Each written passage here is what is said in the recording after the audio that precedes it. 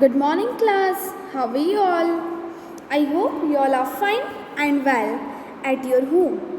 This is our chapter number 10 of our biology, and the name of our chapter is Cell Cycle and Cell Division.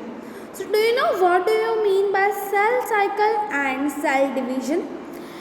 We already studied so many things about cell in the previous two chapters, like in chapter 8 and chapter 9, cell and cell biology and biomolecules. So what do you mean by cell? Who will explain cell क्या होता है? So cells are the basic unit of all living things. Cells क्या हैं? हर living things की basic units. The cells make up bones, muscles, skin and blood. Means हमारी body में जो बोन्स हैं, muscles, skin, blood, they all are made up of cells. Okay, ये सब किसके बने हुए हैं? सेल से बने हुए हैं. Cells makes up leaves, roots, stems and flowers. और जो हमारे प्लांट्स होते हैं, उन प्लांट्स में सेल्स क्या बनाते हैं? लीव्स, रूट, स्टेम और flower. As the organism grow, the cells must reproduce. जैसे जैसे ऑर्गेनिज्म ग्रो करते जाएंगे, वैसे वैसे सेल्स रिप्रोड्यूस होते जाएंगे. आया समझ में? Now, the cells are the structural and functional unit of all living organisms. They may be unicellular or multicellular. हमने देखा है ऑलरेडी कि सेल्स यूनिसेलुलर भी होते हैं और मल्टीसेलुलर भी होते हैं. ठीक है. और एक और कैटेगरी हमने देखी थी सेल्स की, prokaryotic and eukaryotic cells. And what is the function of cell? It gives nutrients to energy. Each cells having its own set of instruction. means हमारी बॉडी में डिफरेंट टाइप के सेल्स प्रेजेंट है, हमें पता है, और हर एक सेल का एक डिफरेंट टाइप का इंस्ट्रक्शन है. Like if I am speaking, so my mouth is trained और instructed as to speak the words. In my brain, the instructions are stored to think, what to speak, what to hear, what to see. Whatever the actions are done by my body are all instructed by the brain. So in plants also, where the flower is produced, where the fruit is produced, when leaves arises, when leaves fallen down, this all are the set of instructions, and each cell have their own set of instruction to perform their functions smoothly. Okay. So before starting with this chapter, we need to understand some important definitions about the chapter. Number one is spindle fiber. Number one is spindle fiber. Okay, spindle fiber means one of a network of filaments that extended inward from the poles of a dividing cell, forming a spindle shaped figure. Spindle fibres long filaments होते हैं जो cell की poles की तरफ होते हैं. ठीक है, अब हम देखेंगे आगे पोल्स क्या होता है. और एक स्पिंडल शेप का क्या बना लेते हैं? एक फिगर फॉर्म कर लेते हैं. Second is centromere. सेंट्रोमियर एक कंडेंस्ड रीजन होता है क्रोमोसोम का, ठीक है, जो स्पिंडल फाइबर से अटैच्ड होता है ड्यूरिंग माइटोसिस. तो हमें सेल साइकिल में दो प्रोसेस पढ़नी है बेटा. One is mitosis and another is meiosis. Okay, so centromeres are the most condensed and constricted region of a chromosome to which the spindle fiber is attached during mitosis. And you all are very much aware with the centromere. We already studied centromere in cell chapter, that on the basis of the position of centromere we have 4 category of chromosomes. हमने पढ़ा था centromere की position की basis पर 4 type के chromosomes हमारे पास थे. पहला टाइप क्या था अपने क्रोमोसोम का? मेटासेंट्रिक, देन टीलोसेंट्रिक, सब मेटासेंट्रिक. ठीक है, इस तरीके से अपने पास 4 कैटेगरीज थी किसकी? क्रोमोसोम्स की. तो सेंट्रोमियर स्पिंडल फाइबर क्लियर है सबको? Fine. The next is chromatin and chromatid. ये बहुत इंटरेस्टिंग लाइन है. कई बार हमें कंफ्यूजन भी होता है कि क्रोमेटिन क्या होता है और क्रोमेटिन क्या होता है. So the chromatins are a complex of nucleic acid and proteins, primarily histones in the cell.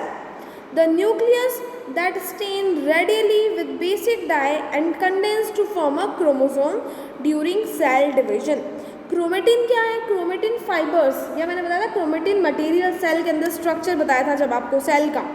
तो क्रोमेटिन्स क्या है? कंडेंस स्ट्रक्चर है और यही क्रोमेटिन कन्वर्ट हो जाते हैं सेल डिवीजन के टाइम पे in the form of chromosomes. ठीक है. So if we have 23 set of pairs of chromosomes, so they are a single chromatin is there, and that chromatin divides radially at the time of cell division. Now what is chromatid? Each of the two daughter strands of a replicated chromosome that are joined by a single centromere and separate. ठीक है, वो क्या होता है? हमारा chromatid होता है. Chromatid means जो हमारा एक सिंगल क्रोमोसोम है उसकी 2 आर्म्स होती है, 2 आर्म्स होती हैं, दैट 2 आर्म्स आर क्रोमेटिड. तो क्रोमेटिन और क्रोमेटिड में डिफरेंस समझ में आया? Okay. The next definition is chromosome. Next definition क्या है हमारी? Chromosome. So what do you mean by chromosomes? Read it.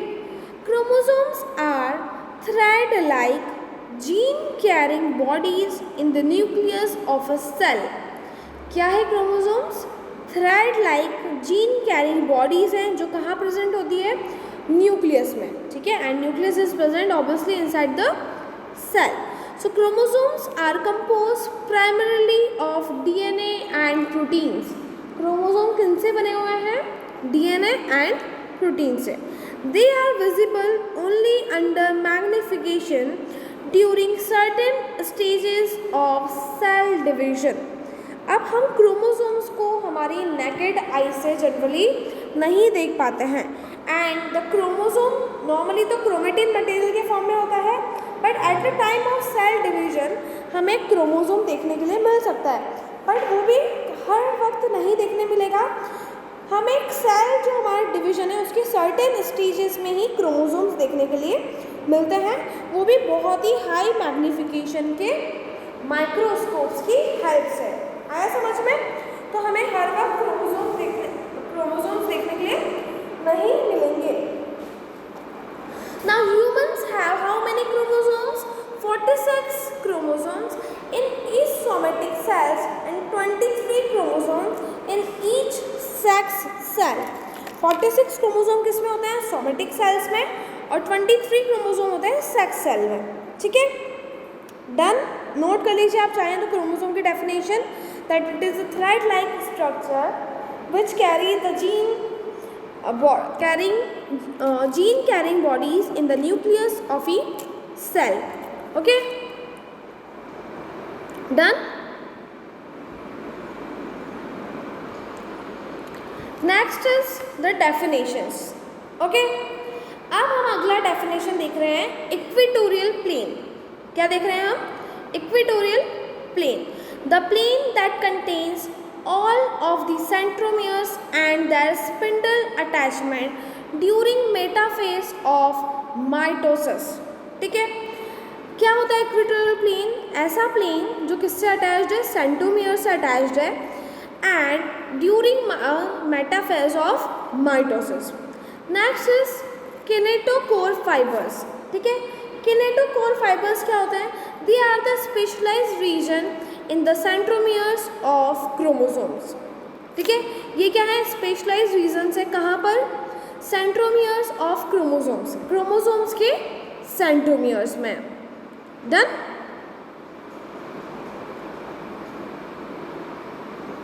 Now will start with the cell cycle. अब हम क्या देखने जा रहे हैं? Cell cycle. So what do you mean by cell cycle? Cell cycle is the sequence of events by which a cell duplicates its genome synthesizes the other constituents of cells and eventually divides into daughter cells is called cell cycle. Cell cycle क्या है? एक ऐसा event है, एक sequence है अलग अलग type के इवेंट्स का, जिसमें क्या हो रहा है, सेल का डुप्लीकेशन हो रहा है, जीनोम का डुप्लीकेशन हो रहा है और नए सेल्स का सिंथेसिस हो रहा है and eventually divides into two daughter cells is called cell cycle. ठीक है. अब DNA synthesis occurs in one specific stage of cell division, but distribution of chromosomes in cells occurs in complex series of events during cell division. ठीक है. Now there are different phases of the cell cycle. कई सारे cell cycles के हमारे phases हैं. Basically cell cycle 2 phases में divided होती है और इन 2 फेजेस के कुछ सब फेजेस भी होते हैं. तो बेसिकली अपनी सेल साइकिल कितने फेज में डिवाइडेड है? 2 फेज में. One is interphase and another is M phase. Fine. Now the phases of cell cycle. First, human cells divide once in approximately 24 hours, which may vary in different organism. ठीक है. Human cells जो होते हैं वो divide होते हैं 24 hours में एक बार. ठीक है. ये वेरी भी करती है, अलग अलग ऑर्गेनिज्म में अलग अलग करती है. Like in yeast about 90 minutes to complete the cell division process. जैसे यीस्ट जो है उनमें क्या होगा, 90 मिनट्स में उनका सेल डिविजन क्या हो जाता है, कंप्लीट हो जाता है. फाइन. नाउ सेल साइकिल अपनी 2 प्रोसेस में डिवाइडेड है. First process is interphase. First process क्या है? Interphase. It is the phase between 2 successive M phases. 2 successive M phases के बीच का जो फेज होता है वो क्या है अपना? इंटरफेज. अब क्या होता है, इंटरफेज टोटल सेल साइकिल का 95%. तो कहाँ पर होता है बेटा? अपना इंटरफेज ही होता है. And this phase is called as resting phase, but during this period the cell prepare itself for nuclear division by cell growth. इस पीरियड में क्या करता है अपना सेल? न्यूक्लियर डिवीजन के बाद अपने आप को ग्रोथ करने के लिए टाइम लेता है. Second is M phase, when the actual cell division or mitosis occurs. अभी अपन कौन सी प्रोसेस देख रहे हैं? सबसे पहले माइटोसिस की. यहाँ पर क्या होगा, सेल डिवाइड होगा और अपना फिर आगे जाके क्या हो जाएगा, एम फेज जैसे ही कंप्लीट होगा. Now the cell will becomes mature when it goes into the interphase. ठीक है. So in M phase, when the actual cell division of or mitosis occurs, it starts with karyokinesis or duplication of chromosome and ends with cytokinesis और division of cell matrix. सबसे पहले जब भी cell का division हमें पढ़ना है तो 2 प्रोसेस होगी. एक कैरियोकाइनेसिस जब न्यूक्लियस का डिवीजन होगा and the second process is cytokinesis जब हमारा साइटोप्लाज्म में डिवाइड होगा. तो मैक्सिमम पार्ट जो है वो अपना क्या है, कैरियोकाइनेसिस. लेकिन जब न्यूक्लियस डिवाइड होगा तो क्रोमोसोम के हमें अलग अलग स्टेजेस देखनी है कि किस तरीके से क्रोमोसोम डिवाइड होकर क्रोमोसोम मल्टीप्लाई हो जाते हैं. फाइन. और फिर जब क्रोमोसोम कंप्लीटली डिवाइड हो जाएंगे, 2 डॉटर सेल बन जाएंगे, देन द साइटोप्लाज्म डिवाइड्स और कंप्लीट डॉटर सेल्स हमारी रेडी हो चुकी होगी. अब जो अपना ये डिवीजन है, आपको यहाँ पर सेल साइकिल दिख रही है. सेल साइकिल के अंदर क्या है अपना, एक G1 फेज है. G1 मतलब ग्रोथ 1 फेज, G0 फेज मतलब ग्रोथ 0, S फेज मतलब synthesis phase and G2 phase is growth 2 phase and M phase means mitosis phase. तो हमारे इंटरफेज में क्या आएंगे, हमारे ग्रोथ फेजेस आएंगे. Let's see. अब हम आगे बढ़ जाते हैं.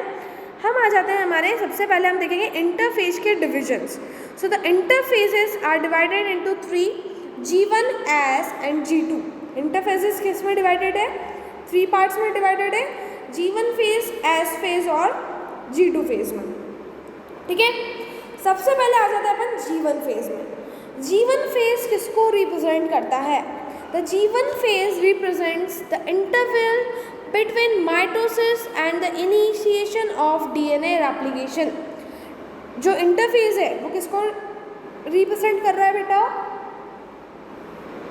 यस, माइटोसिस और जो हमारा नया डीएनए रेप्लिकेशन होगा उसके बीच का जो इंटरवल है उसको रिप्रेजेंट करता है। And here the cell is continuously active and grows in size. यहाँ पर क्या होगा? सेल कंटिन्यूसली एक्टिव होगा और साइज में क्या हो जाएगा? ग्रो होता जाएगा। ठीक है, done. Now during synthesis phase, the replication or synthesis of DNA take place and amount of DNA get doubles per cell. अब सिंथेसिस में क्या होता है? हमारे पास जब डिवीजन हो गया, 2 सेल बन गए, तो वो बहुत ही ज़्यादा छोटे होंगे साइज़ में। अब वहाँ पर क्या होगा? अपना इंटरफेस में इसका सिंथेसिस होगा, मतलब मैचुरेशन होगा। तो यहाँ पर जो अपना अमाउंट है वो क्या हो जाएगा? डबल। ठीक है, during G2 phase protein is synthesized in preparation for mitosis. G2 phase में क्या होता है? प्रोटीन सिंथेसाइज होता है किसके लिए? माइटोसिस के लिए। In adult animals some cells do not divide or may divide occasionally. These cells do not divide further and exit the G1 phase to enter an inactive stage called quiescent state or G0 stage। अपन ने देखा था यहाँ पर diagram में एक G0 phase भी था। G0 phase में जो सेल है, सपोज हमारे पास 2 सेल्स बने, एक सेल तो आगे चला जाएगा फिर से फर्दर डिवाइड होने में G1 फेज में। लेकिन कुछ ऐसे भी एनिमल्स होते हैं जिनके पास अगर 2 सेल्स है तो उसमें से एक सेल ऐसा होगा जो फर्दर डिवाइड अब नहीं होगा, तो वो सेल कहाँ चला जाएगा? हमारा G2 फेज में। वो सेल हमारा कहाँ चला जाता है बेटा? G0 फेज में, और आप फर्दर उसके अंदर डिवीजन नहीं होगा। In animals, mitotic division is present in only somatic diploid cells, but in plants it is seen in both haploid and diploid cells. ठीक है? Next, the mitosis cell division is also known as equatorial division because the number of chromosomes remains the same in parent and progeny. यहाँ पर parent और progeny में number of जो chromosomes है वो हमेशा क्या रहेंगे? सेम रहेंगे, इसलिए इसके डिवीजन को हम बोलते हैं इक्वेटोरियल डिवीजन। फाइन। जो डिवीजन का जो सेल बनेगा उसके अंदर जितने नंबर ऑफ क्रोमोसोम होंगे उतने ही नंबर ऑफ क्रोमोसोम उसके पेरेंट सेल में भी थे, इसलिए हम इसको कैसा डिवीजन बोलते हैं? Equatorial division. आई इतनी बात समझ में सबको? ठीक है, तो इतना नोट कर लीजिए जल्दी से।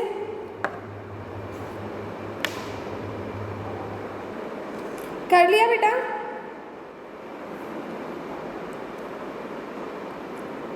Okay, now we will see the mitotic phases. ठीक है, एम फेज के हम फर्दर डिविजन्स देखते हैं। So M phase is basically divide into 4 parts. First is prophase. पहली फेज क्या है माइटोसिस की? प्रोफेज। ठीक है, सेकेंड फेज है हमारी metaphase, third phase is anaphase and the fourth phase is telophase. ठीक है, so 4 phases are there. Done. Now number 1 phase is prophase. First phase क्या है हमारी? प्रोफेज। अब प्रोफेज होता क्या है? Prophase is the first phase after G2 phase. ठीक है, माइटोसिस की पहली फेज है जस्ट G2 जहाँ पर कंप्लीट होता है, उसकी जस्ट बात कौन हो जाता है बेटा? प्रोफेज हो जाती है। यहाँ से अपना डिवीजन का काम स्टार्ट होगा। ठीक है, सो फर्स्ट प्रोफेज में होता क्या है? पहली जो इवेंट प्रोफेज में होता है वो है initiation of condensation of chromosomal material. जो क्रोमोसोमल मटेरियल है वो धीरे धीरे क्या हो जाएगा? कंडेंस होना स्टार्ट हो जाएगा। ठीक है, क्रोमोसोमल मटेरियल क्या होगा? धीरे धीरे कंडेंस होना स्टार्ट हो जाएगा। सेकेंड, जो हमारे सेंट्रियोल्स हैं वो अपोजिट पोल्स की तरफ मूव होने लग जाएंगे। क्या होगा? जो सेंट्रियोल्स हैं वो अपोजिट पोल्स की तरफ मूव होने लग जाएंगे। And at the end of prophase, endoplasmic reticulum, nuclear membrane and Golgi complex disappear. क्या होगा प्रोफेज के एंड में? ये चीज़ें डिसअपियर हो जाएंगी। तो पहली चीज़ क्या हुई कंडेंसेशन हो गया क्रोमोसोमल मटेरियल का। दूसरी चीज़ क्या हुई, movement of centrioles towards the opposite poles of the cell. जो सेंट्रियोल्स है उसका मूवमेंट हो जाएगा सेल के अपोजिट पोल्स पर। और जो थर्ड चीज़ है वो होगी हमारा ER, nuclear membrane and Golgi apparatus disappear हो जाएंगे। ठीक है, तो ये चीज़ें थी हमारी प्रोफेज के अंदर जो इवेंट्स हुए। The second process is under mitosis is metaphase. Metaphase जो है हमारी, जैसे ही प्रोफेज कंप्लीट होता है वैसे ही कौन स्टार्ट हो जाती है, मेटाफेज में। तो प्रोफेज के अंदर धीरे धीरे डिसअपियर होना स्टार्ट हो गई थी न्यूक्लियर मेम्ब्रेन में, लेकिन प्रोफेज के अंदर कंप्लीटली डिसअपियरेंस हो जाता है किसका, न्यूक्लियर मेम्ब्रेन का। मतलब अब वहाँ पर न्यूक्लियर मेम्ब्रेन नाम की कोई चीज़ नहीं है। ठीक है, and the most suitable stage for study of morphology of chromosome involve, क्यों हमें सबसे सुटेबल है, क्योंकि यहाँ पर हमें क्रोमोसोम्स आपको दिख रहे हैं इक्वेटोरियल स्टेज में जमे हुए, बीच में हमें दिख रहा है रेड एंड ब्लू कलर के क्रोमोसोम्स। तो प्रॉपरली यहाँ पर क्रोमोसोम क्या होते हैं, यहाँ पर अलाइंड हो जाते हैं। ठीक है, तब condensation of chromosomal material into compact and distinct chromosome made up of two sister chromatids attached with spindle fiber with kinetochores। दिख रहा है आपको बीच में आपके क्रोमोसोम्स आके अटैच हो गए हैं और आपको क्रोमेटिड भी कंप्लीटली दिख रहा होगा। पूरा एक कंप्लीट पेयर ऑफ क्रोमोसोम हमें यहाँ पर दिख रहा है। वो pair of chromosome red colour की जो लाइंस जिनको हम बोलते हैं किनेटोकोर्स, उन फाइबर्स के थ्रू जिससे अटैच्ड है जो पोल्स, जो मैं आपको बताना चाह रही थी पहले भी, आपको 2 पोल्स दिख रहे होंगे, एक अपर पोल एक लोअर पोल। तो ये जो किनेटोकोर्स की हेल्प से अब हमारे क्रोमेटिड, जो हमारे सिस्टर क्रोमेटिड्स हैं, स्पिंडल फाइबर से अटैच हो चुके हैं। ठीक है, देखो एक बार,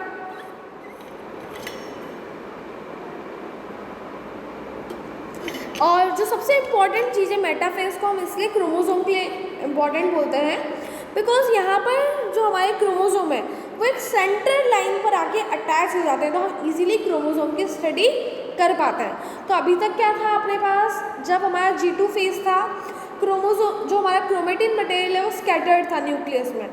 प्रोफेज में आया, क्रोमेटिन मटेरियल क्या हो गया, कंडेंस क्रोमोसोमल मटेरियल में कन्वर्ट हो गए और धीरे धीरे पोल्स की तरफ मूवमेंट होने लग गया किनका, सेंट्रियोल्स का। ये प्रोफेज की बात हो गई थी। मेटाफेज में न्यूक्लियर मेम्ब्रेन तो कंप्लीटली डिसअपियर हो गई, क्रोमोसोमल मटेरियल कॉम्पैक्ट हो गया, डिस्टिंक्ट क्रोमोसोम्स बन गए, सिस्टर क्रोमेटिड्स भी आ गए हैं एंड ये सिस्टर क्रोमेटिड स्पिंडल फाइबर पे अटैच हो गए, किसकी हेल्प से, किनेटोकोर्स की हेल्प से। और जो क्रोमोसोम्स है वो हमारे कहाँ अरेंज हो गए हैं, एट द सेंटर। ठीक है, अब नेक्स्ट लेक्चर में हम मेटाफेज के आगे टीलोफेज एनाफेज की स्टडी करेंगे। तब तक के लिए आप ये वीडियो एक बार फिर से देखिएगा, डायग्राम्स ड्रॉ करिएगा और पॉइंट्स नोट डाउन करिएगा। Thank you so much, have a nice day.